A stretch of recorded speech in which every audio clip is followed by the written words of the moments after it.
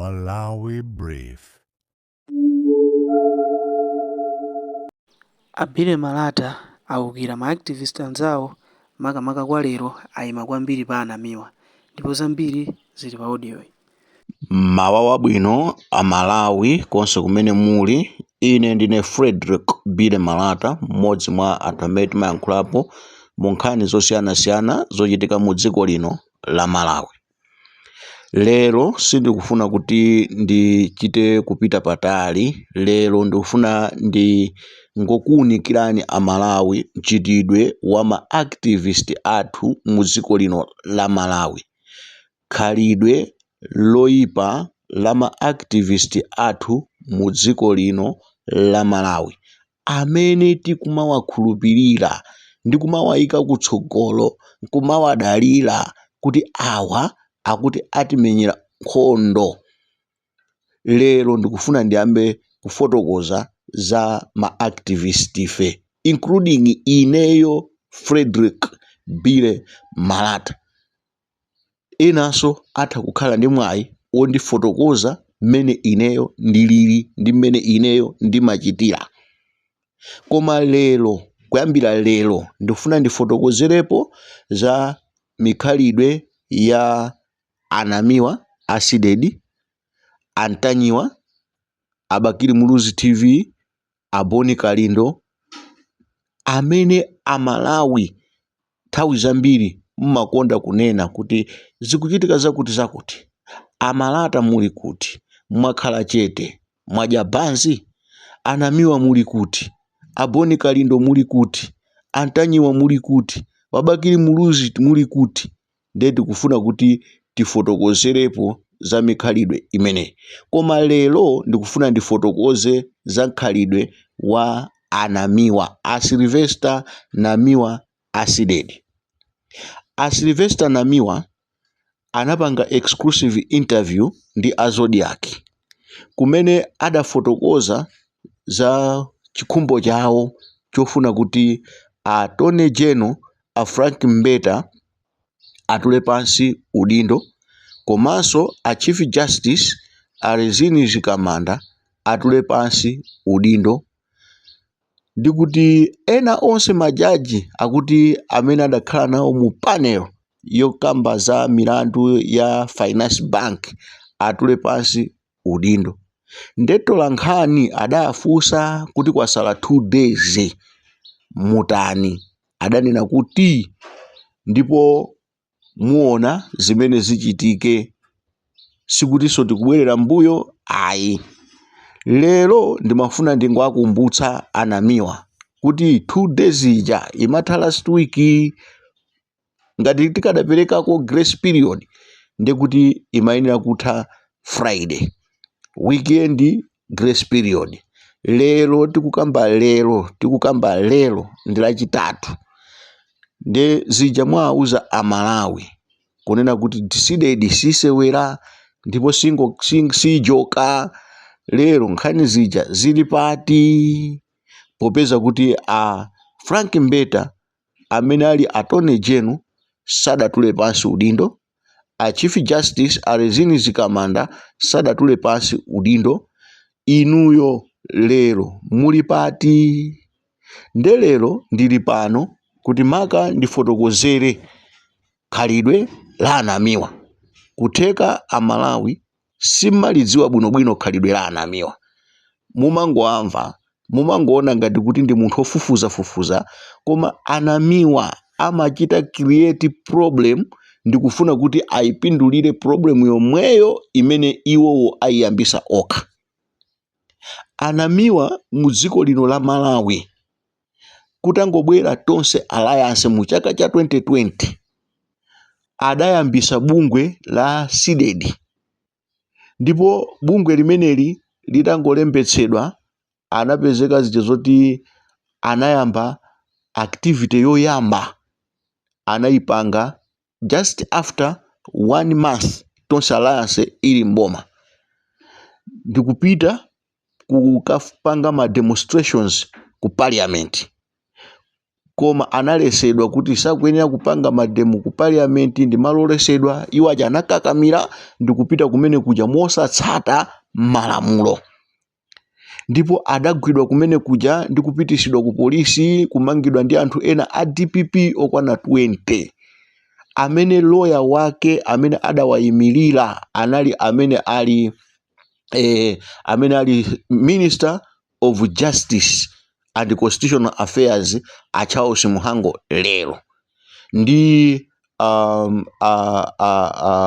Taulo Council Taulo ndi amene adawayimirira.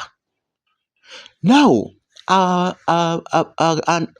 Anamiwa akamabwera siku la lero ndikumabwera ndikunena kuti sakuyenera kuti Frank Mbeta akhale pa mpando, akuyenera kuti atule pansi udindo chifukwa chonena kuti iwowo kumbuyoko adapezeka ndi kuganiziridwa ndi ACB, ndi iwo aja anapita kukatenga court order kuyimisa kuti ACB asawamange.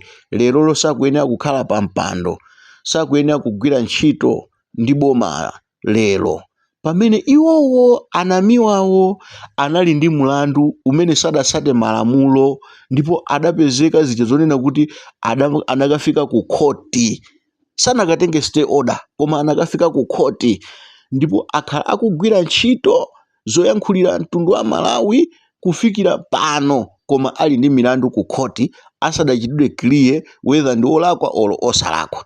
Mufuna mwaone khalidwe la Anamiwa kuti ndi munthu amene amayang'ana chisoso cha ena koma osaona chisoso cha iwo mwini wake.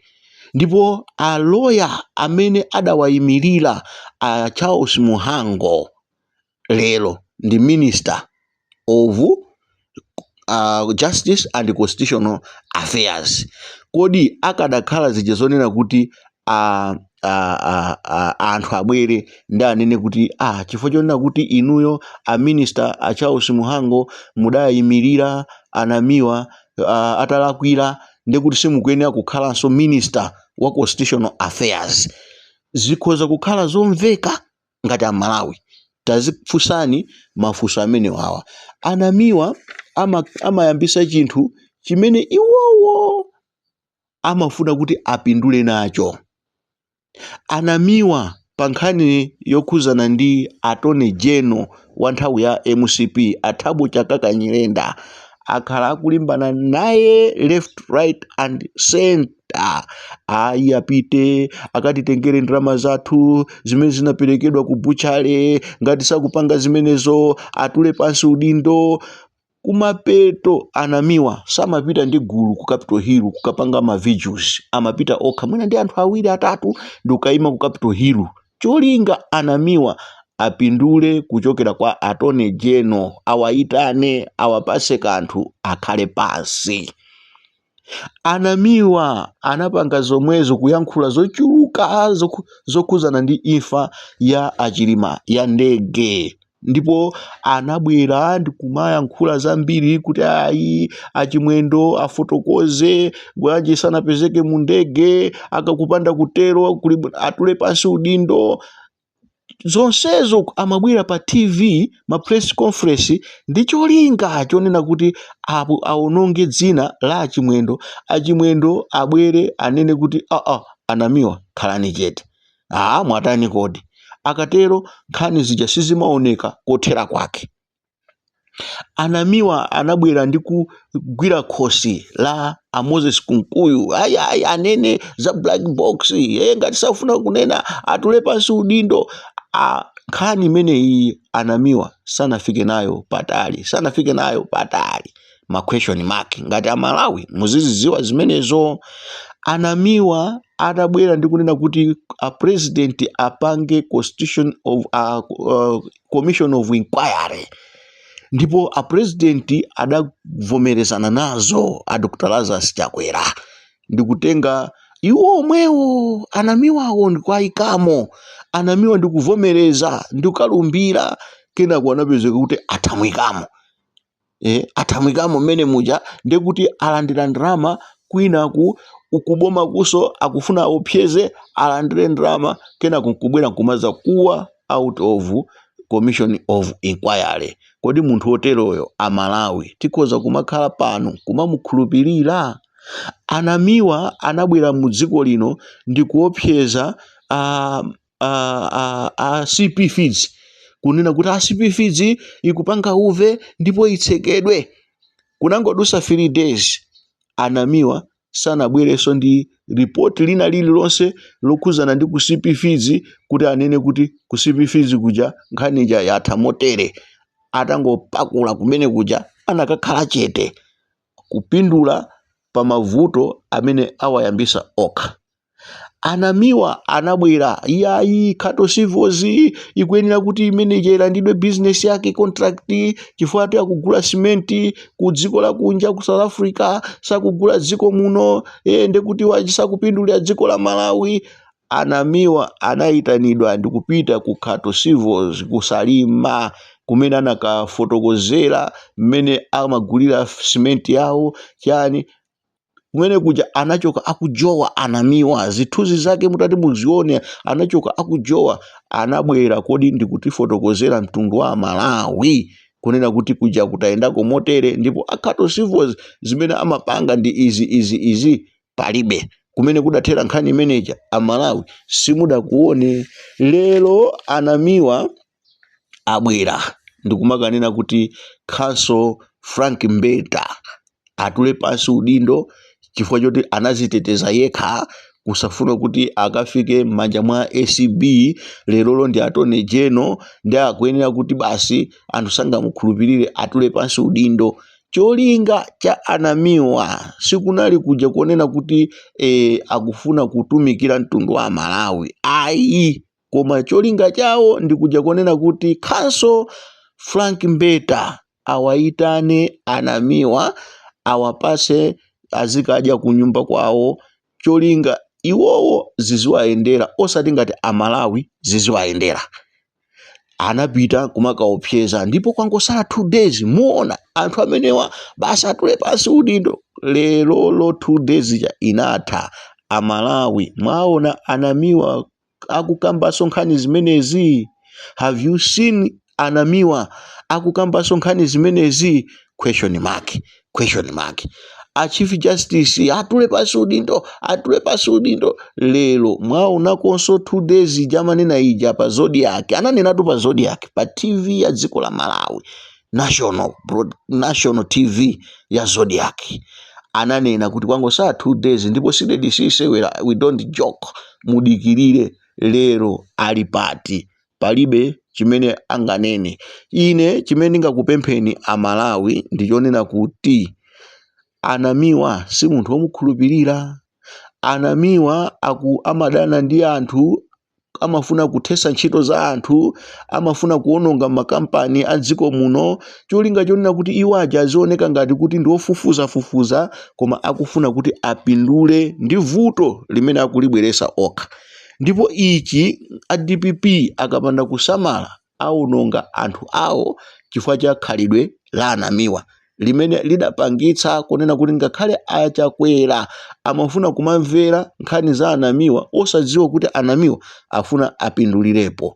Ine ndikuona kuti ntchito imene Alexis Kamangira aonjezani Kenani akupanga, Anamiwa angoyidumphira ndi cholinga chonena kuti iwaja apindulepo chifukwa kudziwa kuti anthu awa Alexis Kamangira ali kunja, aonjezani Kenani ali kunja, iwo ali Malawi muno akufuna kuti apindulepo.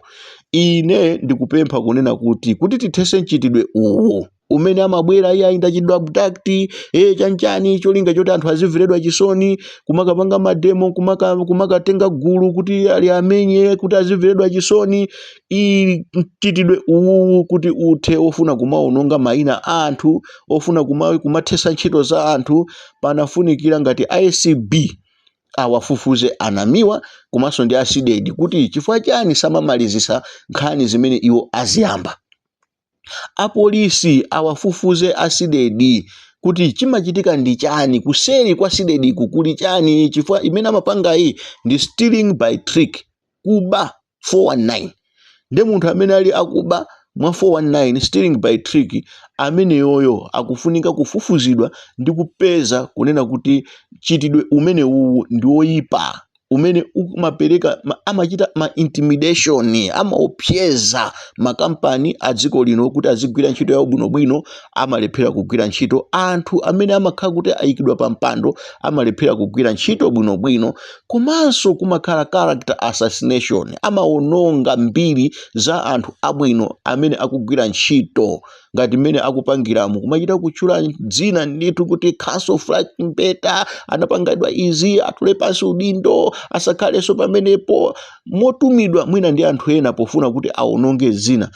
Iyi yonseyi ndi milandu imene ngati boma linafunika kuti kuyambira pano sopano iwafufuze anamiwa kuti akhale azipanga zinthu zimene zili zoyenerera, zoti osati kungofuna kutumikira mimba yawo ayi.